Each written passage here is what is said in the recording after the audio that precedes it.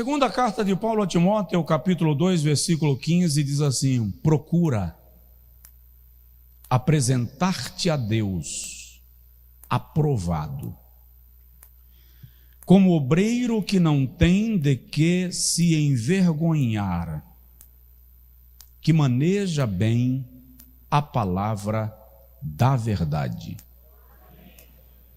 Procura apresentar-te a Deus aprovado, como obreiro que não tem de que se envergonhar, que maneja bem a palavra da verdade. Diga amém outra vez. Agora diga comigo: Senhor, fala comigo. Amém. Pode sentar-se, por favor. Eu iniciei na terça-feira passada uma sequência de mensagens aqui sobre as Sagradas Escrituras. Estamos na primeira etapa e eu não consegui concluir, vamos concluir hoje. Vamos ficar mais algumas semanas só falando sobre a Bíblia, não é a Bíblia como livro. Conhecer a nossa base, o fundamento da nossa fé.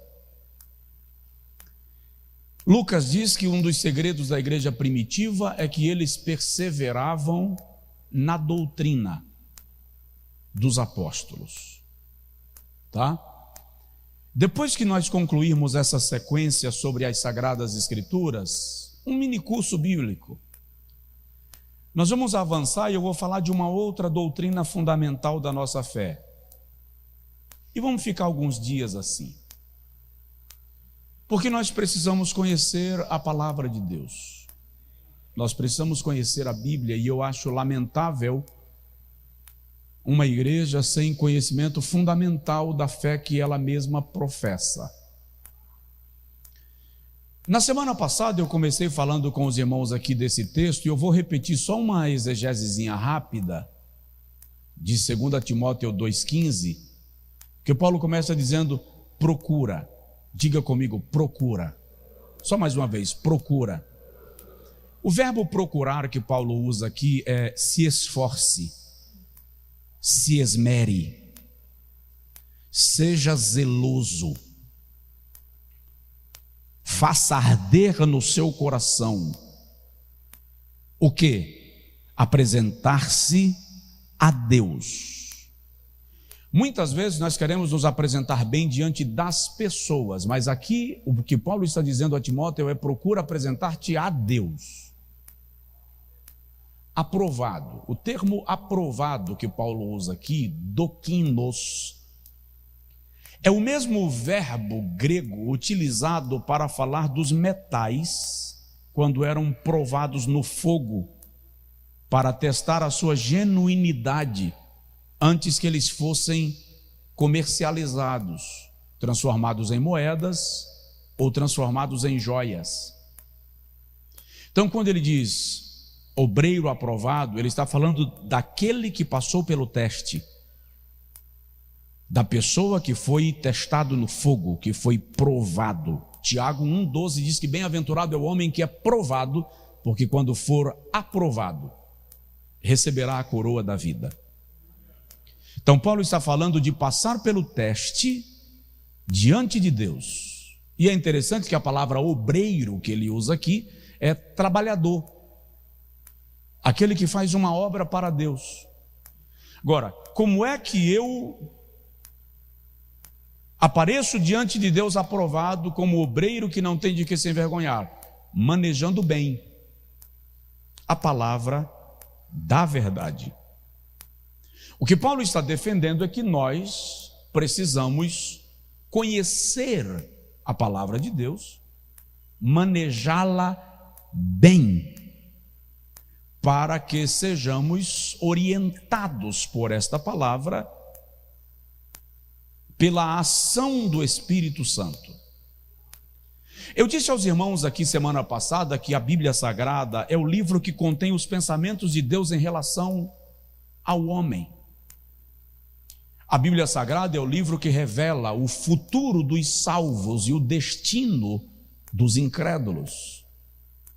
Seus mandamentos são santos, suas verdades são imutáveis, seus princípios são inegociáveis.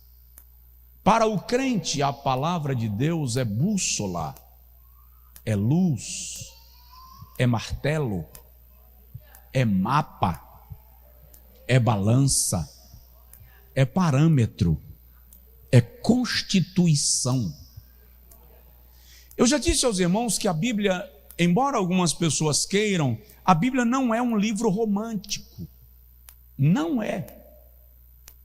A Bíblia é a constituição do céu.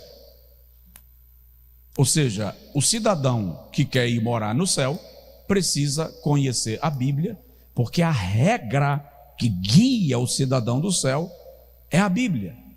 Então presta atenção. Quando algo que está na Bíblia se torna antiquado, ridículo, ultrapassado, obsoleto, sem graça, presta atenção, é porque a constituição dela não é da terra, é do céu. Então aquilo que é lei no Brasil não é necessariamente lei no Canadá. Aquilo que é lei no Canadá não é necessariamente lei no Japão. Você pode dizer, mas isso aqui é ridículo. Pode ser ridículo, mas é lei. E como você vive no Brasil, você precisa se submeter a uma lei ridícula. Então presta atenção. Tem coisa na Bíblia que você pode achar ridículo, mas é porque é lei para quem vai morar no céu. Se você pretende permanecer morando na terra, pode reformar a Bíblia, pode, qual é o termo? Atualizar a Bíblia, pode mexer no texto, porque você é cidadão que vai ficar morando na terra. Mas se você é cidadão que vai morar no céu, não mexe na Constituição, porque ela é lei para aqueles que vão morar no céu. Está entendido? Só isso. Então, às vezes, ela parece antiquada mesmo, porque ela é uma lei não para cidadãos daqui. É lei para os cidadãos do céu. Você conseguiu me entender? Quem me entendeu, diga amém. Ok. Semana passada eu falei com os irmãos aqui do ponto 1 do nosso estudo sobre o livro. Estudamos um pouco sobre o livro, a Bíblia como livro. E eu disse aos irmãos que a Bíblia foi dividida em Antigo e Novo Testamento e em capítulos pelo arcebispo de Cantuária em 1227. Ou seja, o texto sagrado era texto corrido, não era dividido em capítulos, versículos e em 2 tomos, Antigo e Novo Testamento. Era um livro só. Eram rolos que representavam cada um dos livros que o compõem, que a compõem. Em 1551, ela é dividida em versículos. Por que eu estou dizendo isso? Porque também está na moda, e alguns acham que isso é moderno, dizer que o Antigo Testamento não serve para nós. É uma tentativa de invalidar o Antigo Testamento. Só serve o Novo. Quando, na verdade, o Novo Testamento repete por N vezes textos do Antigo Testamento, chancelando, respaldando, confirmando o que está lá. O que nós temos que entender, e eu disse aqui semana passada, quando você lê a Bíblia, você tem que fazer 5 perguntas. Quais? Quem disse? Por que disse? Para quem disse? Em que contexto disse? E como isso se aplica a mim? Então, quando você lê a Bíblia, quem está falando naquele texto? Segundo, por que está falando? Então, precisa analisar o contexto. Quem está falando? Para quem está falando? Por que está falando? Qual o contexto, o cenário que está sendo dito? E como isso se aplica a mim? Do contrário, você vai ficar lendo a Bíblia apenas como ler horóscopo, só vale para o dia do seu signo. Vai ficar lendo a Bíblia como ler fofoca na internet, até surgir um assunto novo, aquela fofoca é válida. E a Bíblia Sagrada não é um livro com tempo de validade. Passarão os céus e a terra, mas as minhas palavras não hão de passar. No outro texto, o Senhor diz assim: eu velo sobre a minha palavra para a fazer cumprir. Então, estudei com os irmãos na semana passada que o Antigo Testamento hebraico é diferente do nosso. De que forma? O nosso tem 39 livros, o hebraico tem 22. Não significa que tenha menos conteúdo, que a nossa foi acrescida, não. A questão é que livros que na nossa Bíblia são 1º e 2º, como 1º e 2º Samuel, 1º e 2º livro dos reis, 1º e 2º das crônicas, na Bíblia hebraica é um livro só, o livro das crônicas, o livro dos reis, o livro do profeta Samuel. Esdras e Neemias é um só livro, mesmo porque cronologicamente tratam do mesmo período, o período pós-cativeiro. E os profetas menores na Bíblia hebraica formam um só livro, um só tomo, que são chamados de Torá, diga comigo Torá, que se refere ao Pentateuco, a lei. Evim, diga comigo Evim, escreve-se Ebim, pronuncia-se Evim, que se refere aos profetas. E Ketuvim, diga comigo Ketuvim, que se refere aos escritos gerais do Antigo Testamento. A nossa Bíblia está dividida em 5 tomos, o Antigo Testamento. Pentateuco, que são os 5 primeiros livros, se refere à lei mosaica, diga comigo Pentateuco.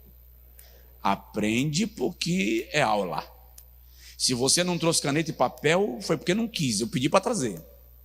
O segundo tomo que forma o nosso Antigo Testamento, História, são os livros históricos, que vão de Josué até o livro de Ester. Terceiro tomo, Poéticos, de Jó a Cantares de Salomão. Quarto tomo, Profetas Maiores, que vai de Isaías a Daniel.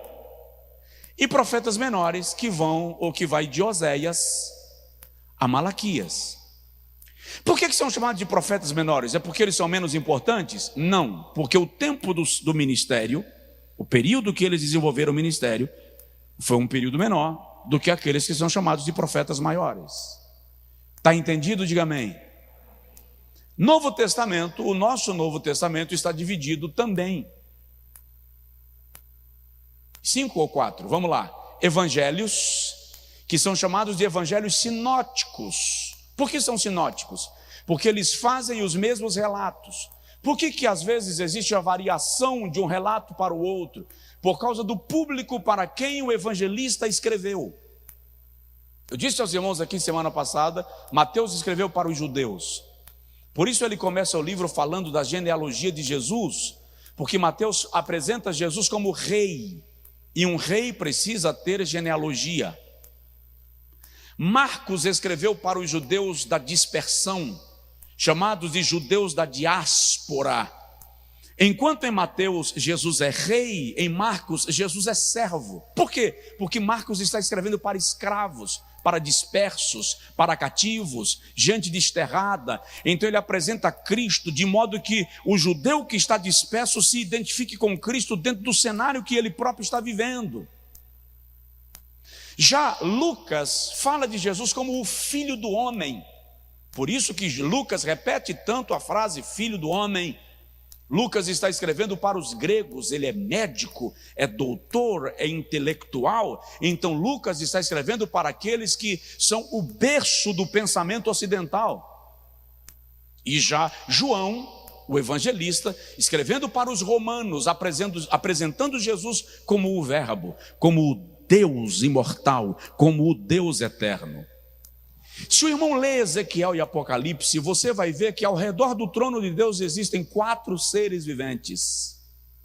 Um tem o rosto de um leão, o outro tem o rosto de um boi, o outro tem o rosto de um homem e o outro tem o rosto de uma águia. Aqueles 4 seres viventes da visão de Ezequiel e da visão de João no Apocalipse representam os evangelhos, representam o próprio Cristo, que é rei, é servo, nasceu como homem e é Deus, é divino, é Senhor e é eterno. Você pode dar um glória a Deus aí?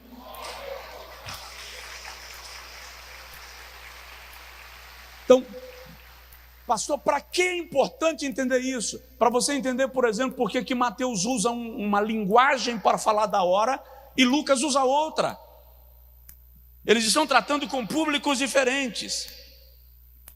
Tudo isso nós estudamos aqui semana passada. E eu disse aos irmãos,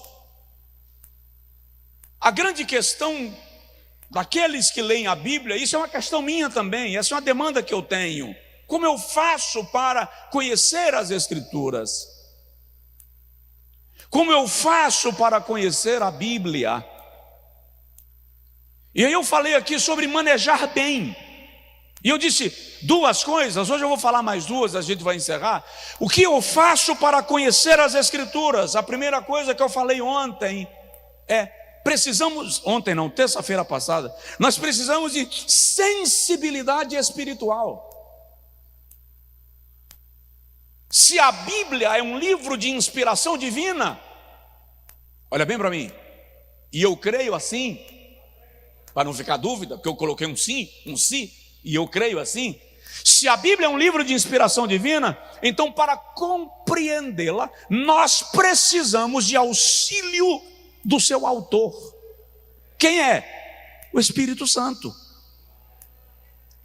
Alguém diz assim, já falei disso, estou só reprisando para você pegar a linha de raciocínio. Alguém diz assim, mas cada um interpreta a Bíblia como quer. Se quiser. Porque a Bíblia não suporta interpretação pessoal. Ela tem uma mensagem central. Ela tem uma mensagem própria. E não cabe na Bíblia aquela interpretação baseada nas minhas crenças individuais.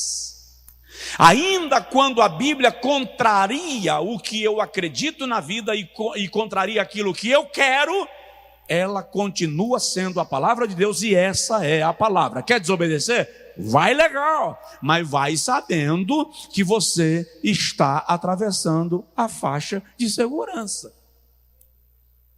Então, para compreender a palavra de Deus, eu disse aqui, nós precisamos de sensibilidade espiritual. Jesus diz, o Espírito Santo vos fará lembrar. O Espírito Santo vos guiará a toda a verdade. Quer conhecer a Bíblia? Quem quer conhecer a Bíblia? De verdade, faz assim. Okay. Acredite, conhecer a Bíblia gera um peso para você que você não faz ideia. Porque agora ela começa a sensibilidade espiritual. Aceitar o Espírito Santo te guiar. E presta atenção. Sensibilidade espiritual e aceitar a direção do Espírito na compreensão das Sagradas Escrituras não significa criar revelações próprias para a Bíblia. Eu vou repetir, ela tem uma mensagem central. Ela tem uma mensagem fundamental. Então, não pode ser agregado a ela o meu pensamento. Eu preciso pregar aquilo que ela diz. Se você tem revelações pessoais de Deus, não tente transformá-las em doutrina. A experiência pessoal, por mais bela que seja, não se torna doutrina cristã. A experiência serve para mim e para o outro, se for o caso, como testemunho. Mas como regra de vida, a palavra de Deus é mais do que suficiente. Entendeu? Diga amém. Segundo, eu falei aqui semana passada, para conhecermos a Bíblia, precisamos evidenciar, valorizar o ministério de mestres na igreja, o ministério do ensino.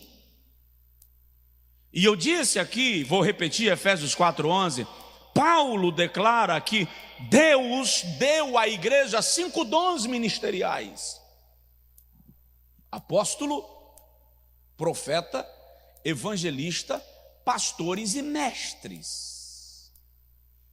Mestres são aqueles que se esmeram no ensino sistemático das Sagradas Escrituras.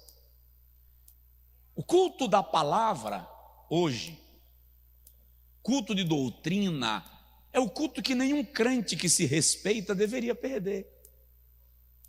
Por quê? Porque é a chance que eu tenho de aprender a palavra de Deus de maneira sistemática. A escola bíblica é o culto que todo crente deveria participar, porque é aula, é ensino. Eu disse aqui para os irmãos, alguém me chegou um dia desse, me indique uma escola teológica boa. Indico. Você frequenta a escola dominical? Não, senhor. Quer uma escola teológica para quê, irmão? Valorizar o aprendizado da palavra, valorizar o ministério dos mestres da igreja. Pedro diz na sua epístola, capítulo 3, versículo 18, assim: crescei na graça e no conhecimento. O Senhor diz através de Oséias, no capítulo 4, versículo de número 8, assim: o meu povo está sendo destruído porque lhe falta conhecimento. E é muito interessante observar que quando Deus, em Oséias 4, reclama que o povo está sendo destruído porque falta conhecimento, ele não culpa o povo, ele culpa o sacerdote. É só ler o texto todo. Porque os sacerdotes não estavam ensinando, não estavam orientando o povo segundo a palavra e os preceitos de Deus. E cá entre nós, louvado seja Deus, e digo isso debaixo do sangue de Jesus, esta igreja tem muito que celebrar e agradecer a Deus, porque Bíblia é o que você recebe aqui até empanturrar. Se você não come, é porque está igual um menino birrento, que quando trava a boca não quer a comida que pai e mãe estão dando, mas alimento tem. Dá um toque de leve no seu vizinho e fala assim: come. Come. Irmão Carlos está aqui mencionando que nós temos aula toda semana. Come, aprende, recebe, seja orientado pela palavra de Deus. Vamos lá.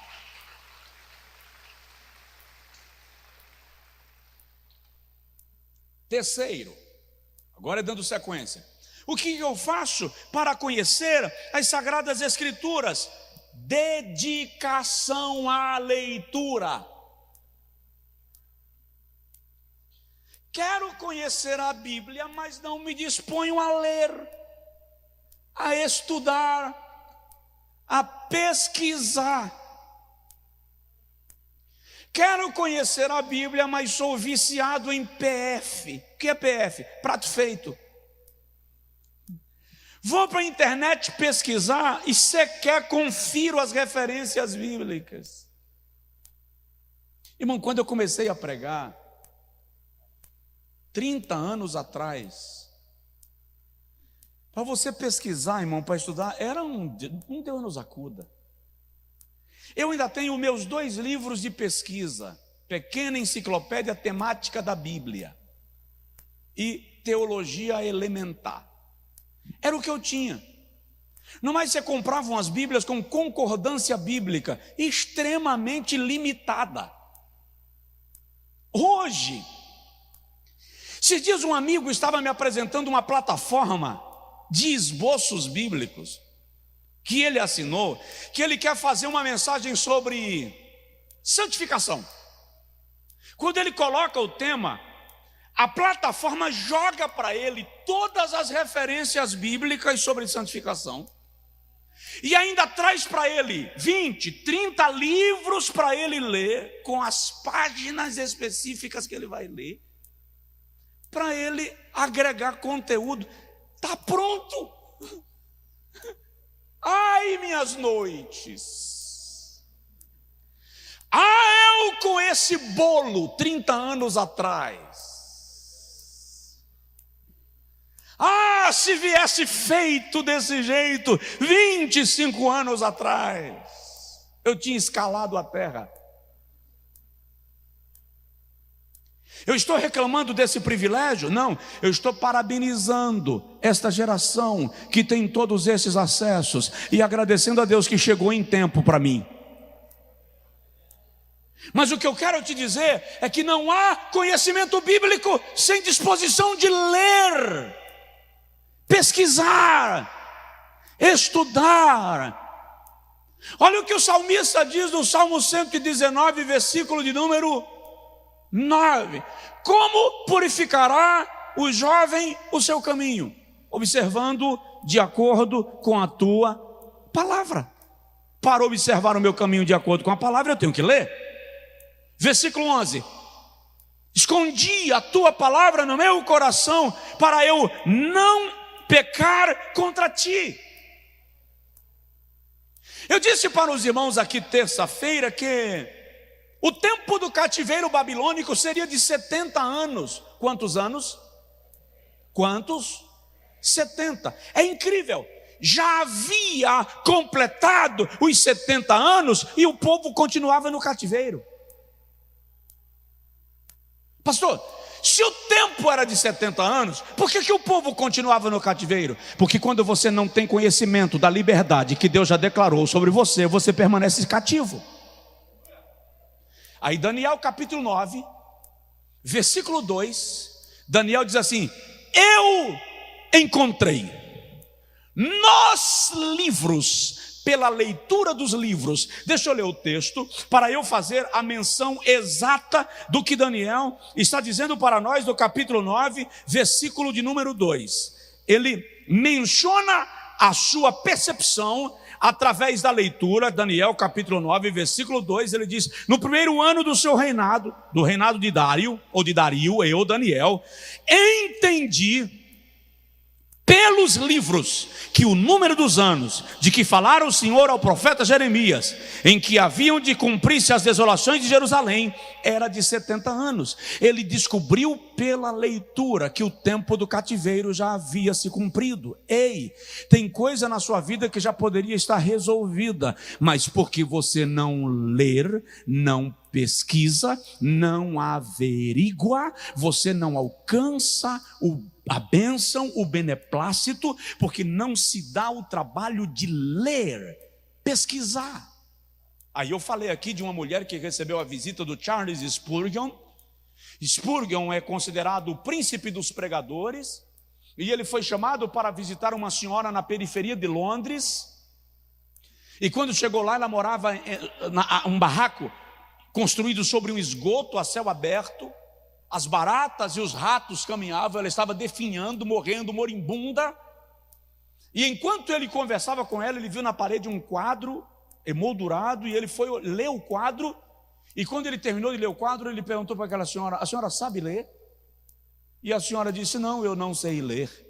E ele perguntou: quem lhe deu esse quadro? E ela disse, resumindo aqui para a gente avançar, porque eu já testemunhei isso terça-feira passada: a minha mãe serviu a uma família nobre de Londres. Serviu aquela família até que morreu a matriarca, aquela geração, e então a minha mãe morreu, e eu continuei servindo aquela família, e servi aquela família até que a última filha da família morreu, e antes de morrer, ela me entregou esse papel enrolado, amarrado com uma fita. Quando eu abri o papel, eu achei lindo, mandei colocar num quadro, e coloquei aí na parede. Spurgeon olhou para aquela senhora e disse: esse papel que aquela senhora lhe deu é um testamento. Ela transferiu para a senhora toda a fortuna da família, lhe fez herdeira única de todo o patrimônio, castelos, barras de ouro, fazendas, rebanhos, gado. A senhora foi colocada na posição dos nobres e está morrendo na miséria, porque não sabia ler aquilo que lhe foi entregue. Então você quer conhecer a Bíblia? Dedique-se à leitura. Há um tesouro escondido na cabeceira da sua cama. Há um tesouro escondido na prateleira da sua estante. Há um tesouro escondido no seu porta-livros. Há um tesouro escondido na sua mala. Há um tesouro escondido na sua casa e você não viu.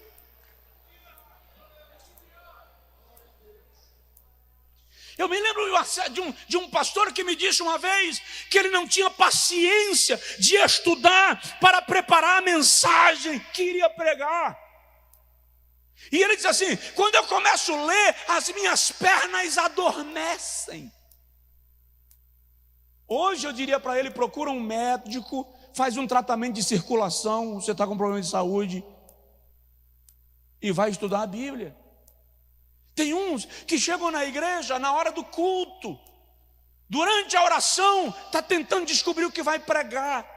Olha, irmãos, eu não estudei, mas a Bíblia diz que Deus vai me revelar. Ô lerdo, está escrito assim, ó: o Espírito vos fará lembrar. Se o Espírito vai fazer lembrar, é porque você viu, você leu, você pesquisou, aí ele traz. Paulo diz a Timóteo, na primeira carta, capítulo 4, versículo 13, assim: persiste em ler. 1 Timóteo 4,13. Persiste em ler e estudar e exortar até que eu vá. Segunda carta de Paulo a Timóteo, capítulo 3, versículo 14 a 17. E que, desde a infância, sabes as sagradas letras. Desde quando? Não ouvi. Desde quando? A infância. Desde a infância sabes as sagradas letras que podem fazer-te sábio e entendido. Toda a Escritura é divinamente inspirada e proveitosa para instruir, para corrigir e para redarguir em justiça, a fim de que o homem de Deus seja perfeitamente preparado e aperfeiçoado para toda boa obra. Quando foi que Timóteo começou a aprender a Bíblia? Desde a infância. Fala sério, vou fazer essa pergunta constrangedora. Você lê a Bíblia com seus filhos? Conversa sobre a Bíblia com eles? Quem foi que ensinou a Timóteo a Bíblia desde a infância? Pastor, mas também, né? O cara tinha Paulo como mentor. Você já pensou, já imaginou um mentor como Paulo? Mas o mentor de Timóteo antes de Paulo foi a sua mãe e a sua avó. Está lá no capítulo 1. Dona Eunice, a irmã Eunice e a irmã Lloyd foram as mentoras, educadoras, discipuladoras da criança que se tornou jovem e agora era pastor. E Paulo assimila Timóteo e o instrui para o ministério. Mas as sagradas letras ele sabe desde a infância.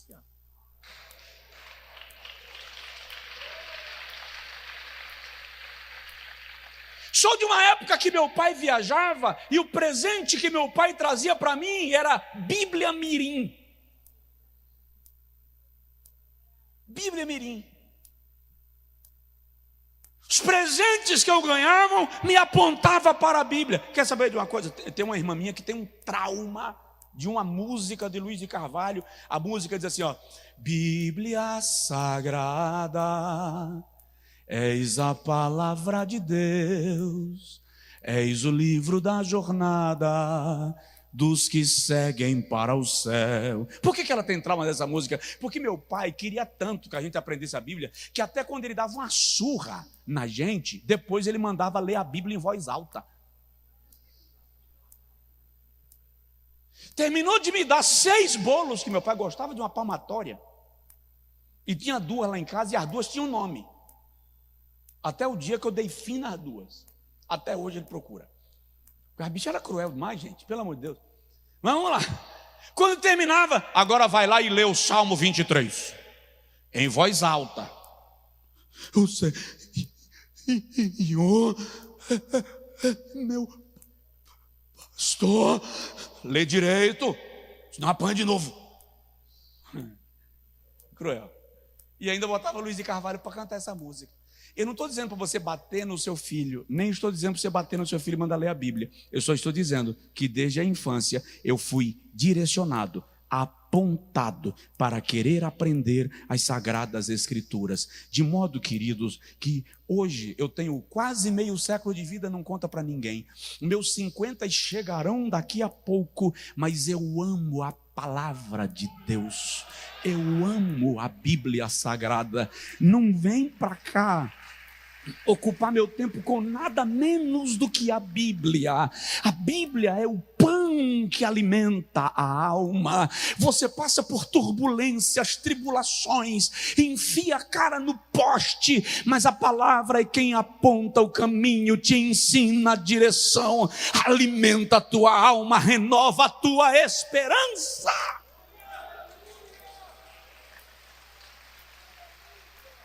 Eu falei essa semana com uma irmã que está fazendo um tratamento de saúde muito sério, muito melindroso. E ela disse: eu quero lhe agradecer, porque ai de mim se eu não estivesse sendo alimentada pela Bíblia cada dia que sento para receber a palavra de Deus. Então, dedique-se à leitura, queira, deseje, anseie. Jeremias 15:16, o profeta diz: achando eu as tuas palavras, logo as comi, e elas foram um gozo e alegria para o meu coração. Pedro, capítulo 2, versículo 2, da primeira epístola que leva o seu nome, Pedro diz assim: desejai, olha que coisa linda, desejai, e desejai afetuosamente, como meninos recém-nascidos, o leite racional, olha o que Pedro faz, não falsificado, para que por ele vocês cresçam. Qual é o leite que Pedro está falando? Isso aqui, ó, é leite para a criança recém-nascida. Só que Pedro diz, leite não falsificado. Eu disse aqui semana passada de gente que está ouvindo, mas não analisa de quem ouve. Não tome água de esgoto pensando que é água de filtro.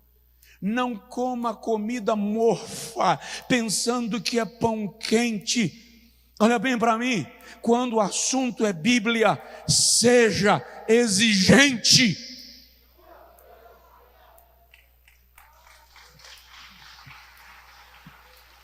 Você vai no restaurante e se você encontrar um fiozinho de cabelo no prato, você devolve, não quer pagar. Que tal um sanduíche com a perninha de barata? Qual é o problema? A mosca cai no suco, o que você faz? Devolve. Se a comida que tem efeito temporário, você não aceita que venha com perninha de barata, com cabelinho do servidor, com a mosca no suquinho, por que a comida permanente você quer comer de qualquer jeito? Seja exigente e queira a palavra pura, evangelho puro, alimento puro. Aleluia! Queira, dedique-se à leitura. Já vou terminar. Penúltimo lugar. Se eu quero conhecer as Escrituras, o que é que eu faço, pastor? Sensibilidade espiritual. Valorizar o ministério dos mestres na igreja. Dedicar-se à leitura. Quarto, pesquisar a língua materna do texto. Por que isso? Pastor, eu não sei grego, eu não sei hebraico. Ok, você não tem que se tornar um erudito do grego, um erudito do hebraico. É aí onde a gente volta para o ponto anterior. Dedique-se à leitura e valorize o ministério de mestres na igreja, porque aquilo que eu não sei, há alguém que sabe mais do que eu. Você precisa entender que na tradução, alguns termos ganham conotações que podem soar diferente daquilo que foi apontado. É preciso compreender que o vocábulo, o texto, o termo original te dá uma luz mais ampla para a compreensão. É por isso que você deve ler e valorizar o ministério dos mestres. Na igreja existem alguns mestres sérios, que se impõem, que pregam o evangelho com responsabilidade e com temor. Eu poderia citar alguns textos aqui que eu já vi gente ministrando e falando e que destoa, mas eu não vim aqui para corrigir a pregação de ninguém. Eu estou orientando a igreja da qual eu sou pastor e dizendo para você: leia, estude, pesquise naqueles que sabem um pouco mais do que você. Isso vai te dar luz para o texto. Isso vai trazer compreensão mais ampla do texto. Deixa eu dar um exemplo. Paulo chega em Atenas e ele vê uma multidão de altares, e lá está o altar ao Deus desconhecido. Aí a gente diz assim: aquele altar foi escrito para o Deus de Israel, de quem eles não sabiam o nome. Não, gente, não foi. O filósofo diz que era mais fácil encontrar um altar em Atenas do que um devoto.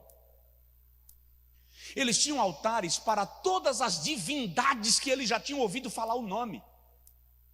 E quando eles esgotaram todos os nomes e edificaram altares para todos, eles pensaram mais ou menos assim: quer saber? Se tiver algum Deus que a gente não sabe o nome, está aqui o altar para ele, ao Deus desconhecido.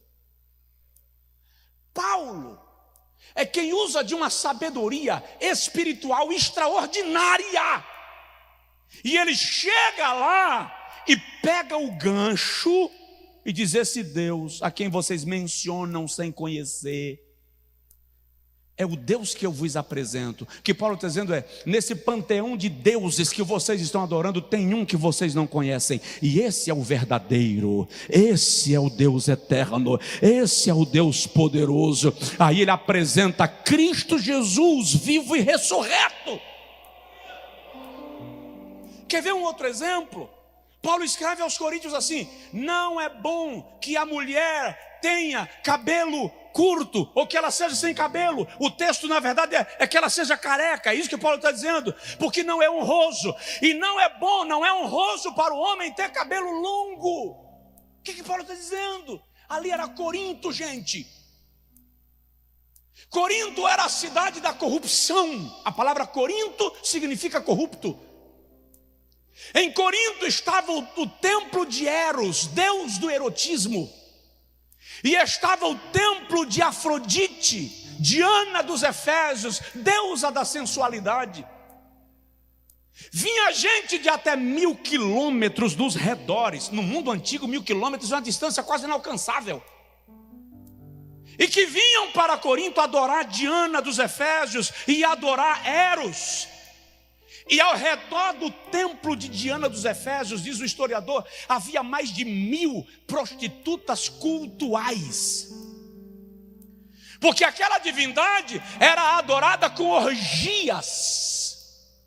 Eros era adorado com orgias. Ao redor do templo de Eros haviam centenas de sacerdotes cultuais, porque a adoração era feita com sexo. Como é que se identificava a sacerdotisa de Diana e o sacerdote de Eros? A sacerdotisa de Diana, o Afrodite, tinha a cabeça raspada, e o sacerdote de Eros usava a cabeleira grande. Então presta atenção, Paulo chega em Corinto e prega. Aí a sacerdotisa do templo de Diana dos Efésios se converte ao cristianismo. Amanhã ela vai para o culto na igreja cristã em Corinto. A cabeça está raspada. Só que quando ela vem passando na rua, um adorador chega e diz: olha, eu vim, eu quero pagar a minha oferta de adoração, porque nós vamos agora praticar sexo em sacrifício à divindade. E ela diz: não, comigo não.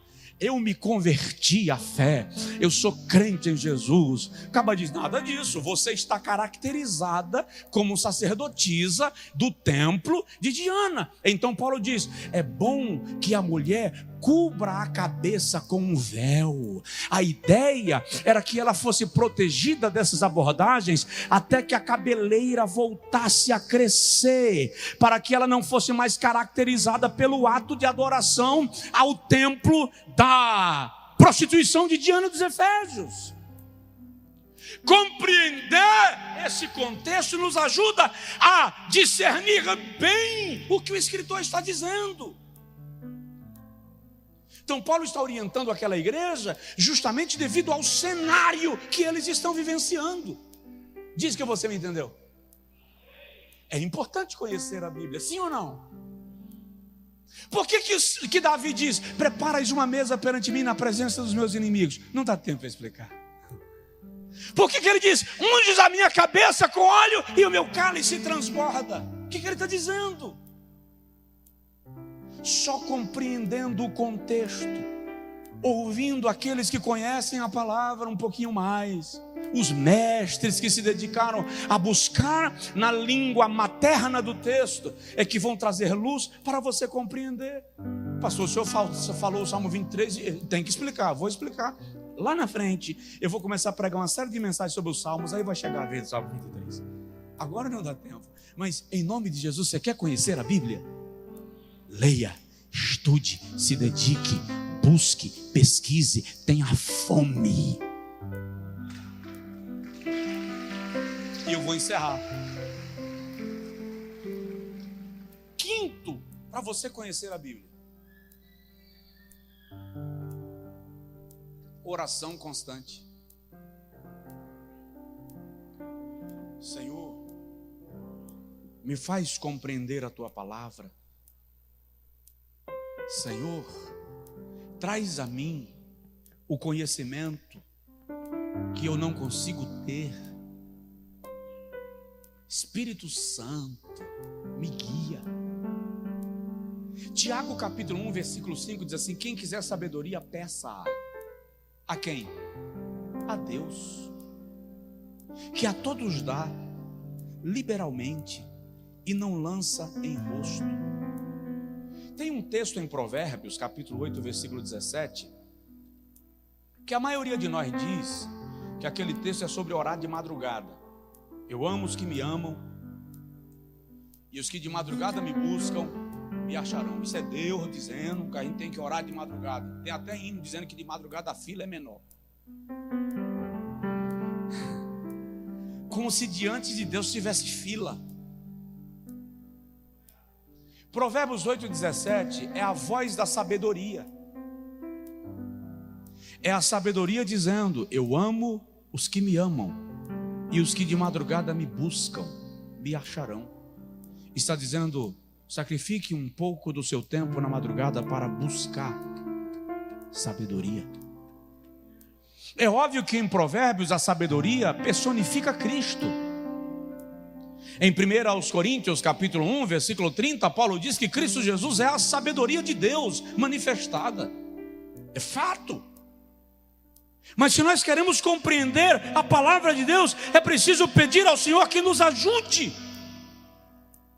Salmo 119, versículo 9, já citei e vou repetir: como purificará o homem o seu caminho, observando conforme a tua palavra. Com todo o meu coração te busquei, não me deixes desviar dos teus mandamentos. Escondi a tua palavra no meu coração, para eu não pecar contra ti. Bendito és tu, ó Senhor, ensina-me os teus estatutos. O salmista está pedindo ao Senhor que lhe oriente, que lhe eduque.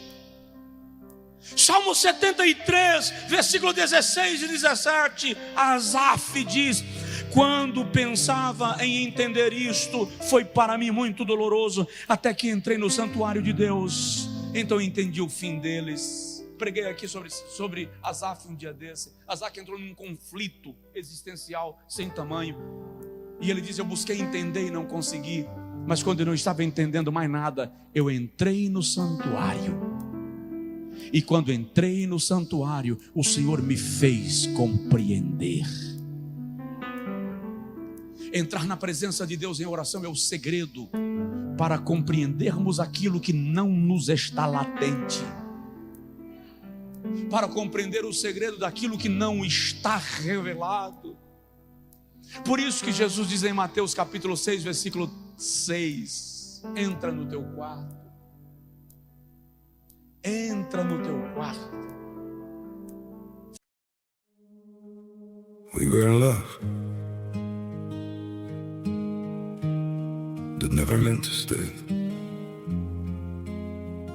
Some things are real, even when they fade.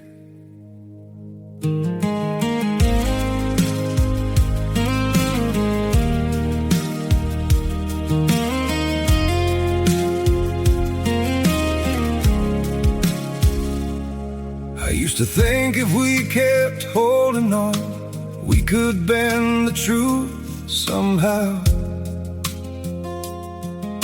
But love can't fight what's pulling us apart, and it's breaking us down now.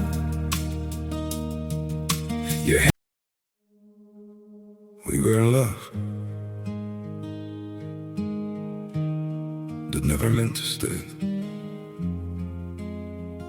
Some things are real, even when they fade.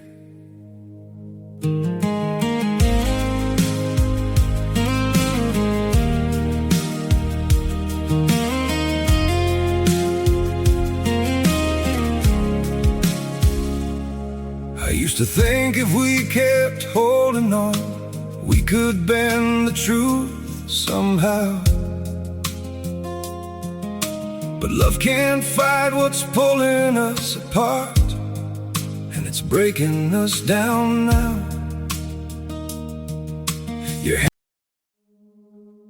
We were in love that never meant to stay. Some things are real, even when they fade.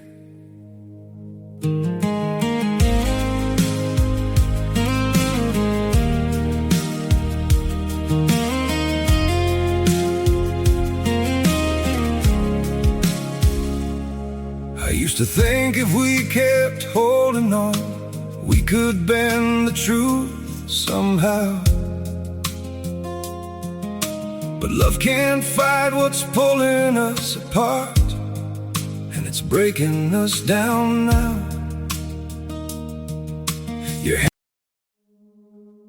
We were in love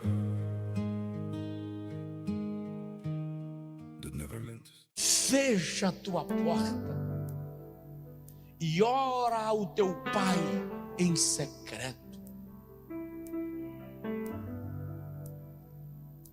O conhecimento de Deus se dá pelo estudo da palavra e pela oração.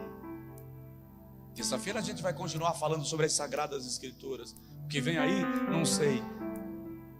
Mas eu sei que se você quiser compreender a Bíblia, sensibilidade espiritual, valorizar o ministério de mestres na igreja, dedicar-se à leitura, buscar conhecer um pouco da língua materna do texto e uma vida de oração constante, o Senhor vai abrindo caminhos, o Senhor vai te surpreender, o Senhor vai te fazer entender. Não queira conhecer a Bíblia só para esnobar, exibir-se,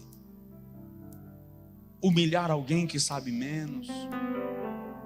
Tudo isso é bobagem, idiotice. Vou usar um termo bem babaquice. Queira conhecer para ensinar, para compartilhar, para contribuir, para orientar, para discipular, para ministrar na vida de outros. Outro dia um pastor chegou para mim e disse: eu quero lhe pedir perdão. Eu disse: mas pelo quê? Eu mudei o culto da minha igreja de terça para quarta, porque eu te ouço na terça, e o que você prega na terça, eu prego na quarta, na minha igreja. Isso não me pede perdão. Isso é apaixonante. Se o que eu aprendo e compartilho morre comigo, não tem sentido. Se alguém repassa, se alguém reproduz, se alguém retransmite, eu estou indo onde não fui. O evangelho está chegando onde eu não posso ir. Isso, claro, aumenta a minha responsabilidade. Eu não posso pregar de qualquer jeito, porque o que eu digo aqui está sendo reproduzido ali. Mas isso é extraordinário, é lindo, é espetacular, é glorioso. E o nome de Jesus está sendo glorificado. Fica de pé, por favor, quem puder. Queira a palavra. Pegue sua Bíblia, por favor. Pegue sua Bíblia.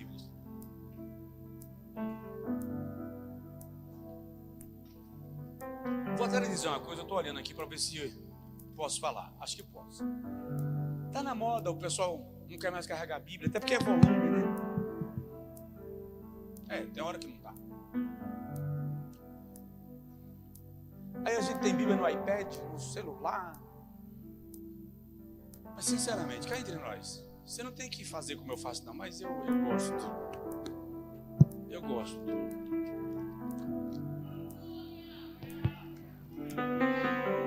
Gosto. Carregue sua Bíblia. Se você está só com o celular aí, segura aí ele representando a Bíblia, que tem um aplicativo aí que tem a Bíblia todinha, né? Tá bom. Ore comigo e diga para o Senhor agora: me faz amar a tua palavra. Senhor, em nome de Jesus, desperta na tua igreja amor pela palavra. Os que me ouvem aqui, os que me ouvem através do culto online, os que ouvirão esta palavra depois, talvez muitos anos à frente, faz com que nós amemos a tua palavra, Senhor. Tem coisas nela que nos ofendem. Senhor, tem coisas aqui que nos ofendem, porque vão de encontro àquilo que nós gostaríamos, àquilo que nós queremos. Mas, Pai, até quando a espada nos traspassa, é a espada do Espírito. Ela vem para queimar o mal que porventura ainda reina em nossa natureza. Aplica, Senhor, a tua palavra no nosso coração. E eu te rogo, Senhor, faz brotar neste lugar uma igreja apaixonada pela Bíblia. Faz brotar neste lugar uma igreja encantada com a palavra. Como disse Pedro, uma igreja que deseja, como recém-nascido, o leite materno.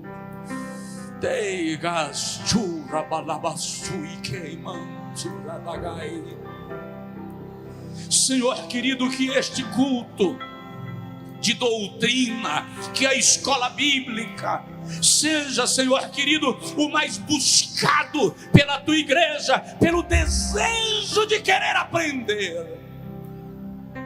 Que os nossos pastores, os nossos discipuladores, os nossos professores de escola bíblica se esmerem para conhecerem mais a tua palavra. Que a tua igreja tenha fome, tenha fome, tenha fome.